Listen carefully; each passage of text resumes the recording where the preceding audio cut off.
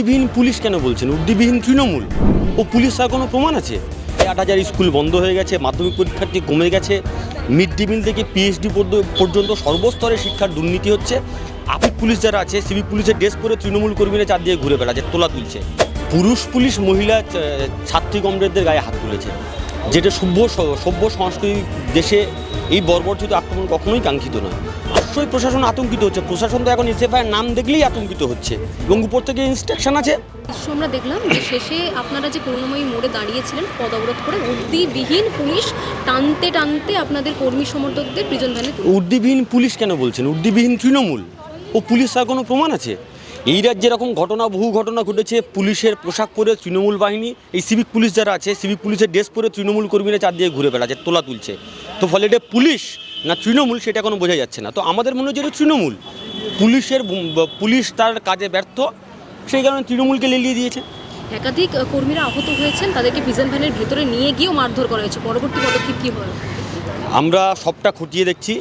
বিভিন্ন কর্মী সমর্থক চারিদিকে ছড়িয়ে ছিটিয়ে আছে, অনেকে আহত হয়েছে, পায়ে লেগেছে, মাথায় লেগেছে, মাথায় ইনজিওর্ড হয়েছে। আমরা সব পুরুষ পুলিশ মহিলা ছাত্রী কমরেডদের গায়ে হাত তুলেছে, যেটা সভ্য সংস্কৃতির দেশে এই বর্বরচিত আক্রমণ কখনোই কাঙ্ক্ষিত নয়। আমরা সবটা খোঁজ নিচ্ছি, সবটা খতিয়ে দেখছি, সবটা গুটিয়ে নেওয়ার চেষ্টা করছি। এখনও তারিখ দিয়ে ফোন আসছে, সবটা গুটিয়ে নেওয়ার পরে কতজন ইনজিওর্ড হয়েছে, কতজন অ্যারেস্টেড হয়েছে, অনেকজনকে খুঁজে পাওয়া যাচ্ছে না, ফোনেও পাওয়া যাচ্ছে না। সবটা কোথায় আছে না জেনে এখনও বলতে পারছি না। সবটা আমরা দেখছি, দেখে বলবো।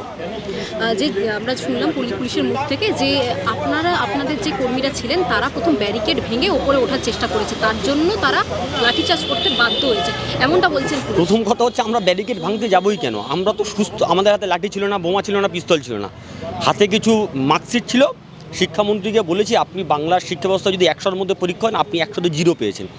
৮,৫০০ স্কুল বন্ধ হয়ে গেছে, মাধ্যমিক পরীক্ষার্থী কমে গেছে, মিড ডে মিল থেকে পিএইচডি পর্যন্ত সর্বস্তরে শিক্ষার দুর্নীতি হচ্ছে।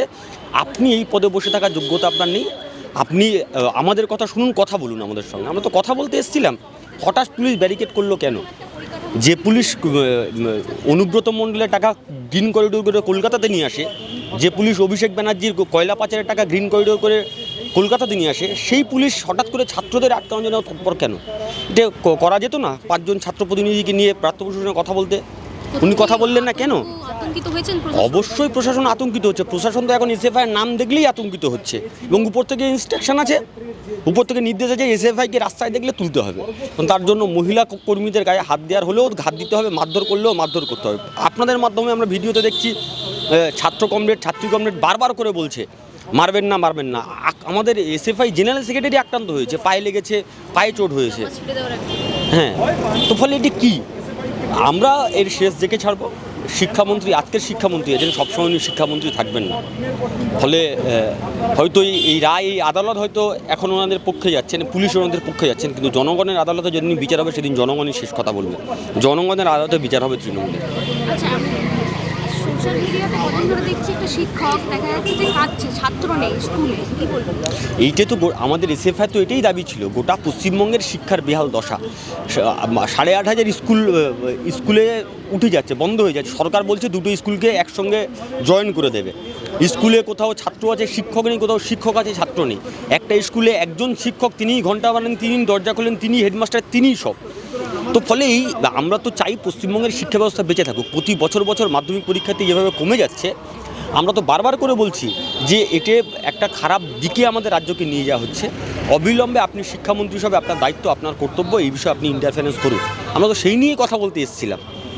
এটা তো আমি সৃজন যখন এসএফআই সম্পাদক সভাপতি ছিলাম, তখন থেকে 2017 সাল 18 সাল আমাদের আগের নেতারাও এটা কন্টিনিউ আমরা বলে আসছি যে শিক্ষার অবস্থা খুব খারাপ, স্কুলগুলোর অবস্থা খুব খারাপ, এগুলোকে বাঁচানোর চেষ্টা করুন।